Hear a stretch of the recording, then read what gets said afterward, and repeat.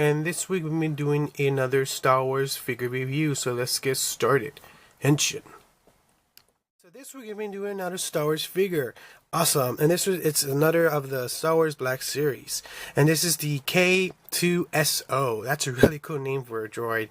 I don't know that much about him. The only thing I know is what I read behind his box info, and also when I seen the trailer. I guess he's the new droid in this in the whole series for this Rogue One.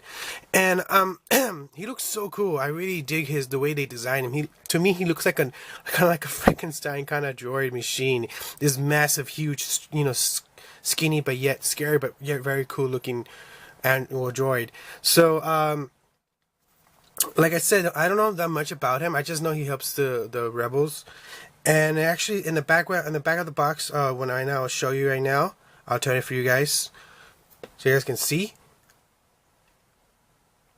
And it says pretty much a reprogram Imperial security droid to help the rebels in, to steal, I guess, the blueprints for the Death Star.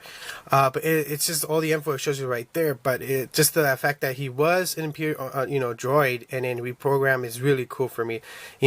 So let's look at the side of the box and then the other side. Alright, so let's open this baby up.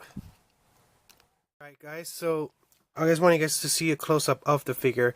And first two things I noticed I didn't like that's bugged me a little bit, I'll tell you in a bit. But first, just the good positive things about this figure is it's really, really awesome. I really do dig it's really just, they really went all the way with this figure. They actually, I guess they were hearing the complaints, I guess, of fans about the articulation and the details of the Black Series figures, and they actually stepped it up this time.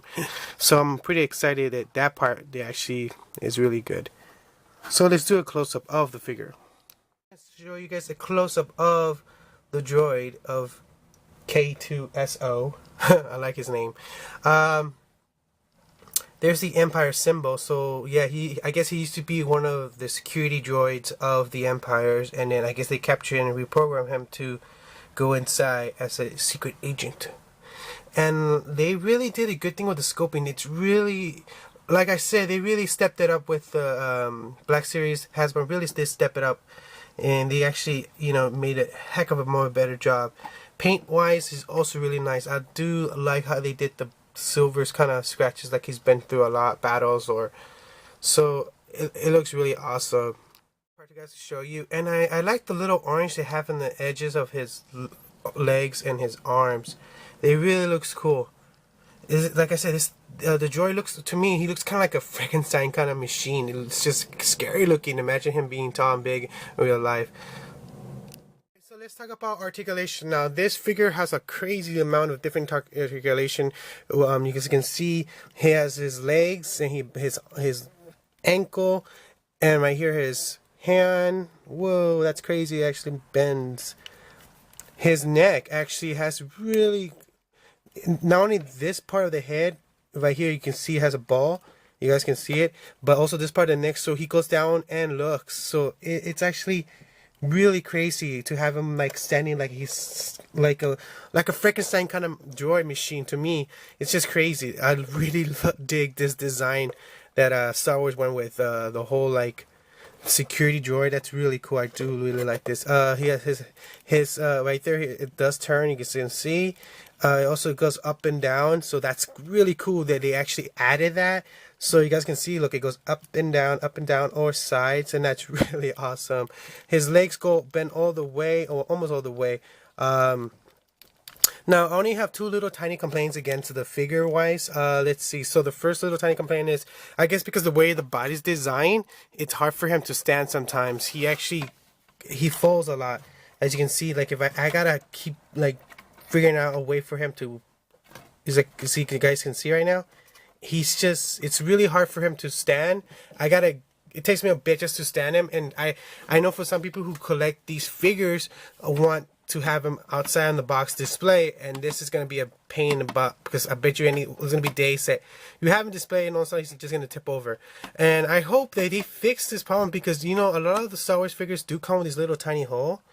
I wish they could start you know, with the package, start giving like a little hold display to hold it, like to put in the foot down, so that will help a lot. That would be so cool. It will just be a plain simple stand, and it'll have probably the logo Star Wars, or depending on which one it came, you know. I love they actually did that. Now the other complaint I do have, it's just another tiny complaint, is that I feel like the joints of the legs and the ankles are kind of weak, and I feel like over time this is eventually gonna break, and I hope that doesn't happen. But maybe it's just me, or maybe it's just this one figure I got. I'm not sure. But the articulation on the figure itself is, I just have those two little complaints. But everything else about this figure is amazing. Like I said, he actually has so many joints, so many moving parts. Look at this.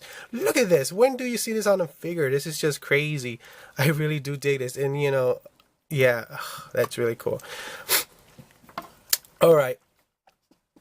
So that's been pretty much it for the figure itself. It's a must-have if you're a Star Wars fan, or you're barely getting into this new movie Star Wars Rogue One, and you think he looks cool and you're kind of hesitant about it. Don't hesitate. He's really cool. He's a must-have. Like, he's a really cool figure. I do really love how Hasbro went all the way this time with this figure when it came to articulation and paint-wise and even scoping. They did lack some little tiny parts for me, but just that's my opinion. That's all. So price range, retail price, he goes for about $19.99. So it'll probably come out to 2021. I found him at actually at Target. I didn't go Star Wars Star Wars Friday or Black Friday. I didn't go this time. I didn't get a chance to go, so I was kind of bummed. I was kind of freaking out because I really wanted to get him, and I just kept going to the local Target I go to, and eventually they had him in stock. So that's the good thing about this. This time Disney did not and Hasbro did not make small amounts. They just keep, you know, restocking, that's the good thing. So if you can freaking out and you want to get this, but don't get them online, because you know, if they're online, he's probably going for $25 or $30. Just keep checking your Toys and your Targets. Eventually they will have him in stock again, and you will get it for $19.99. So it's a must-have. If you guys still haven't gotten it, you gotta get it. It's a really cool figure. So I hope you enjoyed this. This is Mr. Bushido, you know, signing out. Before I sign out, I do photos and videos close up this figure display, so don't forget to check that out after this video ends. This is Mr. Bushido signing out at K-Rider Geek Nation News. We'll be the latest Toyotas of Kamen Rider, Super Sentai, anime, and comic book Toby, and also occasionally Tokyo Monsters, aka Kaiju. Goodbye, YouTube world, and keep playing.